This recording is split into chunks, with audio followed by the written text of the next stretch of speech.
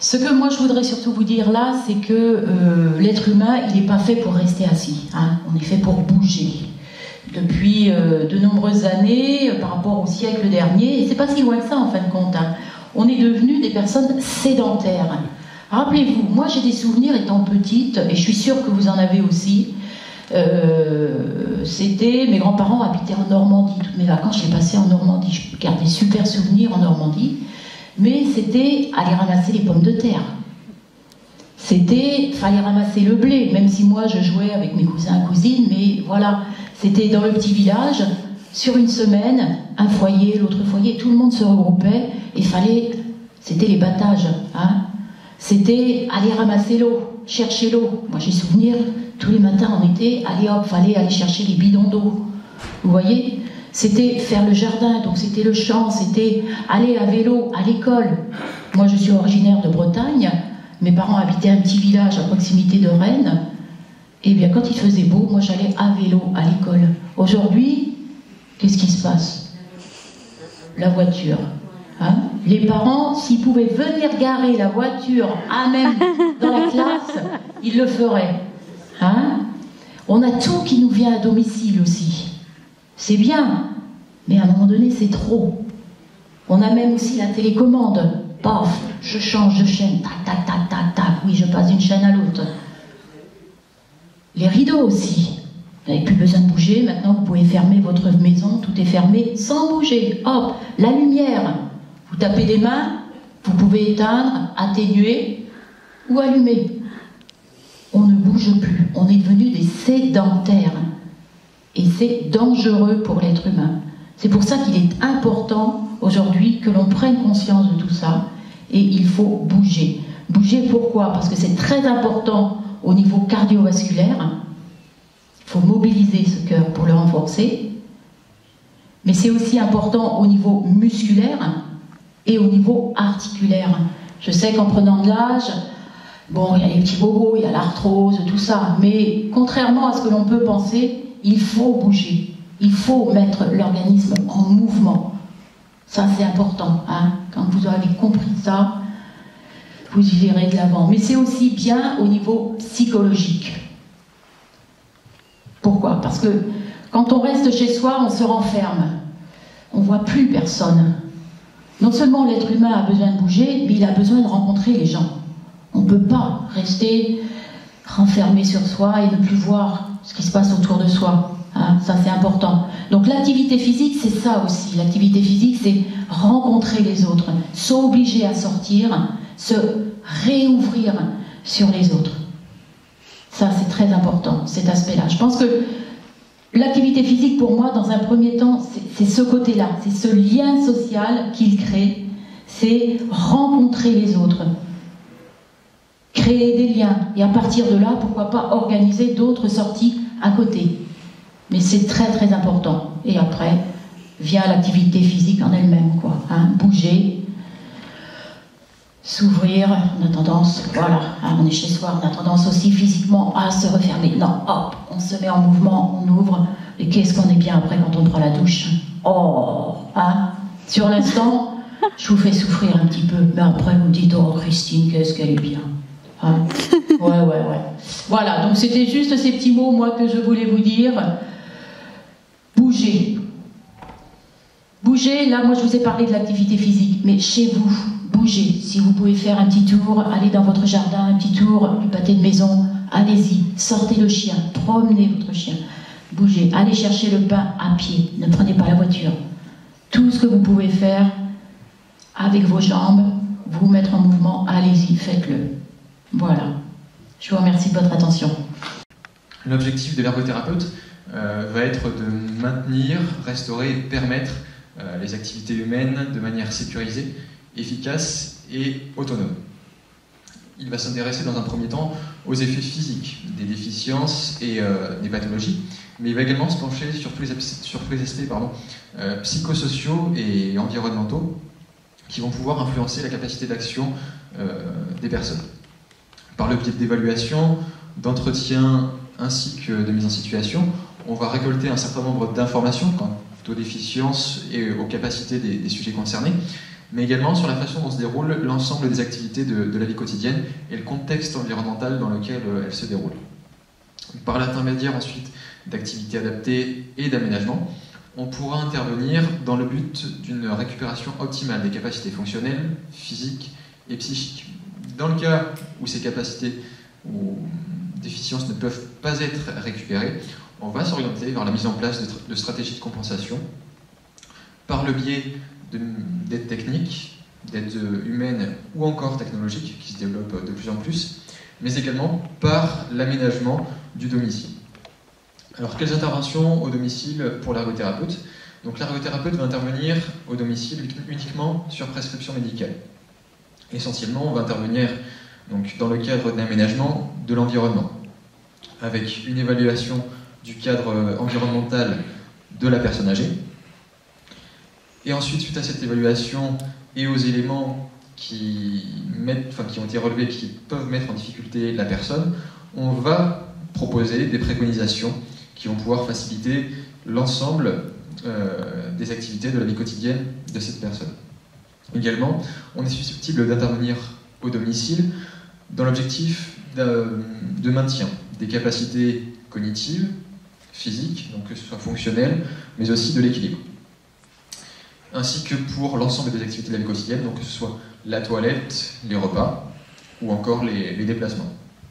Donc pour cela, on va procéder dans un premier temps à une évaluation des capacités, et ensuite on proposera des activités, des mises en situation, qui vont permettre une réadaptation des déficiences qui ont été mises en avant lors des bilans, ou bien en proposant des stratégies de compensation, comme je l'ai dit précédemment, qui vont permettre de pallier aux déficiences qui sont résiduelles. Donc, quelles interventions de l'ergothérapeute dans la prévention de la fragilité? Dans un premier temps, on pourra s'intéresser, donc, comme je vous l'ai dit, au maintien des fonctions cognitives, par donc, des évaluations gérontologiques qui ont été validées par les grandes instances de la santé. Et ensuite, en fonction des résultats obtenus, on pourra mettre en place des activités qui vont répondre aux troubles qui ont pu être décelés. Ensuite, on pourra intervenir également sur la prévention des troubles cutanés, donc par le biais d'installations au lit essentiellement, afin de limiter le risque d'escarre, en mettant en place des matelas à air ou en mousse qui s'adaptent à la morphologie de la personne, mais également pour les personnes qui se trouvent en fauteuil roulant et qui sont encore indépendantes dans l'ensemble des activités de la vie quotidienne, par la mise en place de coussins anti-escarre, et compte tenu de la station prolongée au fauteuil. On s'intéressera aussi donc au maintien des activités de la vie quotidienne par des évaluations lors de la toilette, des évaluations repas, et également donc des mises en situation. Donc on va mettre en situation donc la personne donc sur une session repas ou bien sur un atelier cuisine. Et on tâchera de trouver des aides techniques qui permettront de faciliter justement les gestes de la personne si ceux-ci sont difficiles. Par exemple, pour les repas, on pourra mettre en place des couverts lestés et à manche-brosse si vous avez des difficultés de préhension. On va vraiment essayer de permettre de retrouver une indépendance dans tous ces petits gestes du quotidien. Également, on va s'intéresser à la prévention des chutes. Je vais vous citer quelques chiffres, c'est pas pour vous faire peur, c'est juste voilà, dans la prévention. Donc, selon la Haute Autorité de Santé, une personne sur 3 chute après 65 ans. Ce chiffre va augmenter avec l'âge, puisque une personne sur 2 chute après 80 ans au moins une fois dans l'année. Selon une étude menée par Rubenstein, le taux de chute au domicile va fluctuer entre 0,3 et 1,6 chutes par an pour les personnes de plus de 65 ans, avec une moyenne de 0,65 chutes par an par personne. Également, sur les personnes chuteuses, 24% d'entre elles vont présenter une récidive de la chute. Or, cette récidive de la chute va entraîner fatalement une dégradation de la personne qui va avoir de plus en plus peur. Donc, pour simplifier, il existe 2 types de facteurs de risque de chute. Donc, dans un premier temps, des facteurs intrinsèques, donc l'âge de la personne, ses pathologies, éventuellement quelques troubles locomoteurs, troubles de la marche et de l'équilibre, mais aussi des facteurs extrinsèques, qu'ils soient comportementaux ou environnementaux. Les conséquences de la chute, donc elles, on pourra observer des séquelles physiques à travers des hématomes, des plaies, des fractures dans les cas un petit peu plus graves. Et plus la station prolongée au sol va être importante, plus les conséquences seront importantes. En effet, le risque de mortalité va être multiplié par 2 dans les 6 mois qui suivent si la station au sol est prolongée de manière importante. Également, on pourra avoir des conséquences psychomotrices, avec l'apparition d'un syndrome post-chute qui va conduire petit à petit, s'il n'est pas pris en charge, à une dépendance, une fragilité de la personne âgée. Donc elle va se caractériser par la peur de chuter, des troubles de la statique et une constante rétropulsion, des petits pas et un élargissement du polygone de sustentation, donc des pieds lors de la marche. On aura aussi des conséquences psychologiques avec une prise de conscience du vieillissement, de la fragilité, qui vont être associées au ressenti d'approche, malheureusement, de la mort. Et également une peur de chuter, qui pourront avoir des répercussions à la fois physiques et morales, avec une diminution des sorties et des contacts sociaux. Et petit à petit, on va aller vers un isolement social qui peut évoluer vers un syndrome dépressif. L'ergothérapeute, lui, pourra intervenir sur la prévention des chutes par le biais d'ateliers équilibre et de prévention des chutes, mais également la préconisation d'aide technique à la marche la plus adaptée, ainsi que l'adaptation de l'environnement. Donc en essayant d'annihiler vraiment tous les facteurs de chute environnementaux, que ce soit les seuils de porte, qui peuvent être assez dangereux, la présence de tapis également au sol, les fils aussi qui entravent le sol, tout ce qui va être... également, nous pourrons aussi préconiser donc, la mise en place de sols antidérapants. Voilà, on sait que les sols chez les personnes âgées sont souvent assez anciens et glissent énormément, ce qui peut favoriser le risque de chute. Également, pour tout ce qui va être adaptation des salles de bain. On observe énormément aussi chez les personnes âgées donc la présence de baignoires ou bien de douches avec des rebords de douche qui font pas loin de 10 cm, ce qui là aussi favorise une éventuelle chute de la personne. Nous, ce qu'on va préconiser dans ces cas-là, c'est qu'on va donc abolir la baignoire déjà existante ou bien la douche avec son rebord de 10 cm et on préconisera des douches à l'italienne ou à fond extra plat avec un sol antidérapant qui permettront justement d'éviter tous ces risques de chute.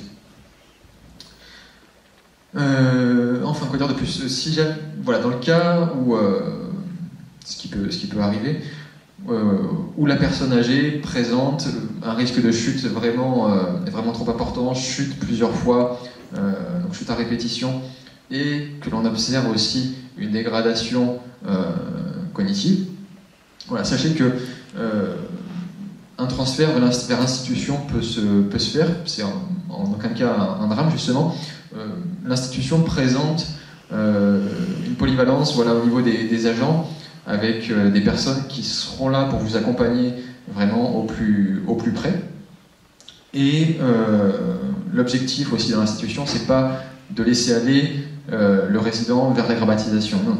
Nous, on est là vraiment pour essayer de maintenir toutes les capacités qui restent et pourquoi pas d'en récupérer certaines. Voilà, nombre de personnes arrivent en institution en fauteuil roulant et on arrive à les faire remarcher.